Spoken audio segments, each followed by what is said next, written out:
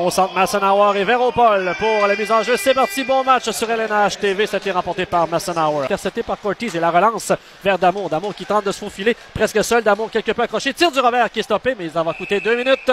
Le coton doit revenir en zone neutre. Paquin-Boudreau a voulu récupérer. Finalement, c'est Hamelin. Hamelin pour Letourneau Leblond. Leblond perd le disque. Brodeur qui va pousser le disque dans le coin. Contact entre Allard et finalement, c'est un tir et le but! Et stoppé par Allard, beau travail. Il les remet vers Paquin-Boudreau. Paquin-Boudreau pour Allard. Remet devant le filet. Le tir, c'est stoppé du bout de la jambière. La rondelle qui est libre et on entend le coup de sifflet.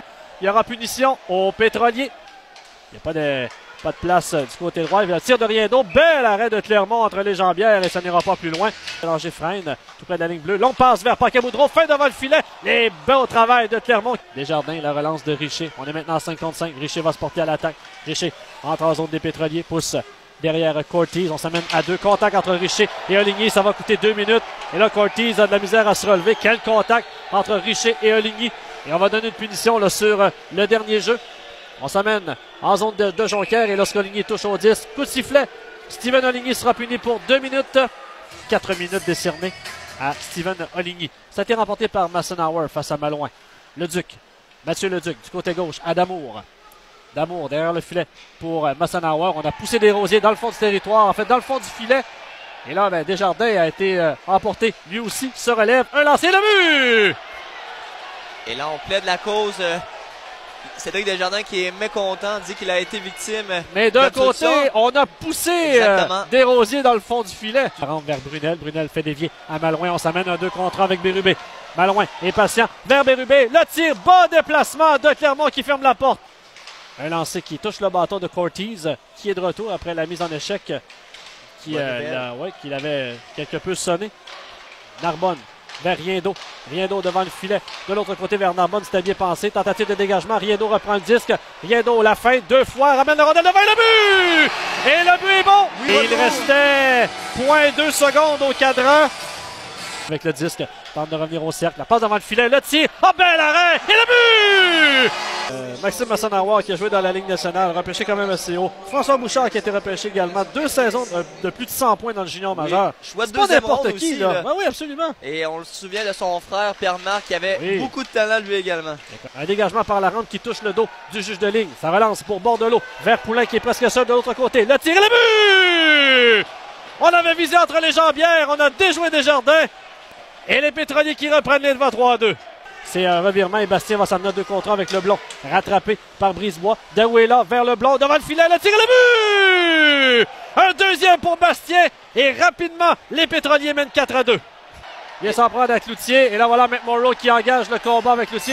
Lâche les gants. Cloutier ne voudra pas y aller puisqu'on l'utilise comme défenseur. Exactement. Et là, Côté va lâcher les gants avec Oligny. Voilà le combat qui est engagé. Vital Côté qui a capable. Et là, Oligny qui sort les gauches alors que Côté est mal en point, là. Ouais, mal en point sur le banc. Là, les juges de ligne vont séparer les 2 joueurs. Ça n'ira pas plus loin. Ça discute, c'est Diaby. Et là, l'officiel va sortir Diaby, qui est venu provoquer devant le banc de Laval. J'espère qu'il n'aura pas. Ça sera 10 minutes.